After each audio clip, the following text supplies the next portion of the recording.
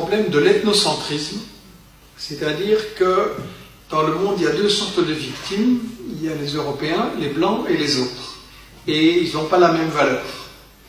Et je crois qu'on ne doit pas sous-estimer le fait que nous, Européens, on est des colonialistes depuis 5 siècles. On a colonisé l'Amérique latine, on a exterminé les Indiens, ramené 16 tonnes d'or et d'argent vers l'Europe qui ont servi au décollage du pré-capitalisme à partir du XVIe siècle. Et ça a laissé des traces. L'Église disait, c'est pas grave de tuer un Indien, ils n'ont pas d'âme. Ça, c'était la doctrine officielle de l'Église pour justifier les violences et le pillage économique qui étaient commis. On a redit la même chose après sur les Noirs. Avec la traite des esclaves, c'était permis, les Noirs n'avaient pas d'âme, c'était comme des animaux. Donc, toute cette mentalité coloniale a laissé des traces. Moi, dans les années 50, j'étais élevé chez les Jésuites, avec une famille bien bourgeoise et réactionnaire, et au catéchisme, on m'apprenait les Noirs sont par nature indolents et paresseux.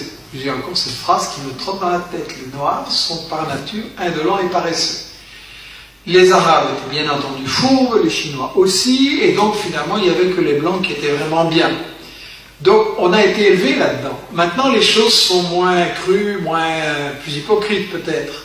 Mais je crois que toute cette longue tradition, elle doit bien se résumer par cette idée.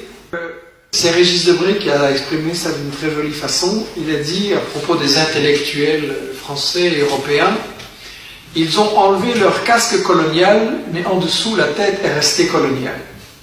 J'aime bien cette phrase parce que je pense qu'elle montre tout le travail qu'on a à faire par rapport à cette éducation qu'on a reçue à l'école, à la télé, autour de soi. Il y a le mépris de l'homme blanc pour les autres. Il y a des gens, y compris des gens qui se disent de gauche et progressistes, mais qui trouvent toujours de bonnes raisons pour les guerres de la France. Alors ça doit être dit clairement, parce que c'est une divergence que j'ai avec eux et qu'ils refusent de débattre publiquement. On préfère me coller des étiquettes dans le dos, comploteur, antisémiste, conspi, extrême droite éventuellement, vous avez pu entendre ce que j'ai dit, et voir si c'est l'extrême droite. Et donc, je crois qu'il y a quelque chose qui doit être dit clairement.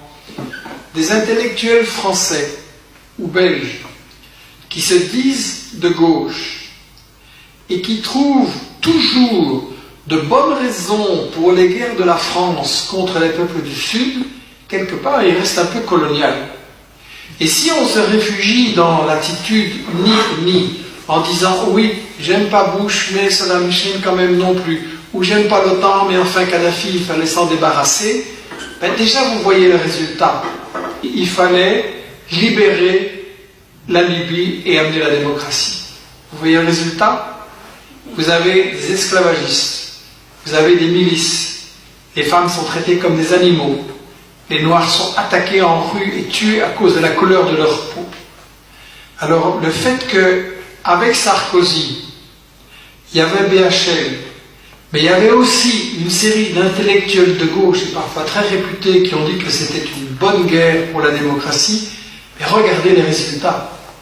C'est pas à vous, intellectuels français ou européens, à décider qui doit diriger tel ou tel pays. Ça, c'est l'affaire des peuples. C'est l'affaire des peuples, c'est à eux de décider s'ils veulent changer de dirigeants et lesquels ils veulent mettre à leur place et dans quel système social et politique ils veulent vivre. La révolution, ça ne s'exporte pas. On ne fait pas des guerres humanitaires pour libérer des peuples malgré eux. On a aussi prétendu qu'on faisait la guerre pour libérer les femmes arabes. Mais regardez le résultat en Afghanistan, regardez le résultat en Irak, regardez qu'est-ce que ça a apporté, les régimes qu'on a mis là-bas. Il serait quand même temps que des intellectuels qui se disent de gauche en France et en Europe ouvrent les yeux sur la catastrophe que les guerres humanitaires ont apporté en Irak, en Yougoslavie, en Libye, en Syrie, en Afghanistan, et il faudrait cesser d'exporter la démocratie occidentale. C'est une démocratie d'esclavagistes, c'est une démocratie qui ne fonctionne pas, c'est une fausse démocratie. En réalité, c'est une démocratie qui est basée sur le pillage des ressources, des matières premières fondamentales.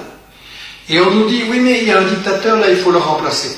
Ce serait très bien si on remplace un dictateur par un plus démocrate. Mais si c'est pour remplacer un dictateur qui nous résiste par un dictateur qui est à genoux, quel est l'avantage pour les populations? Et de toute façon, le problème n'est pas dans la démocratie, parce que les États-Unis ont renversé Patrice Lumumba, Premier ministre congolais élu, qui était en train de libérer son peuple, et l'ont remplacé par le dictateur Mobutu, avec une dictature sanglante et des milliards de fortune à la fin. Les États-Unis, avec la complicité de l'Europe et de la France, ont renversé Allende, président élu au Chili, pour le remplacer par Pinochet. Vraiment rompre avec cette idée que nous sommes chargés d'apporter la démocratie et le bien-être au peuple. Le gouvernement des États-Unis, le gouvernement de la France, etc., ne sont pas la solution des problèmes, ils en sont la cause. Déjà parce que la misère qui a été installée là-bas, c'est la misère provoquée par nos multinationales qui empêchent ces peuples de disposer de leurs richesses. Les dictateurs qui ont été installés là-bas, c'est presque tous des dictateurs qui ont été mis en place par nos multinationales pour défendre leurs intérêts. Donc, il faut vraiment cesser de se prendre pour la solution quand on est le problème.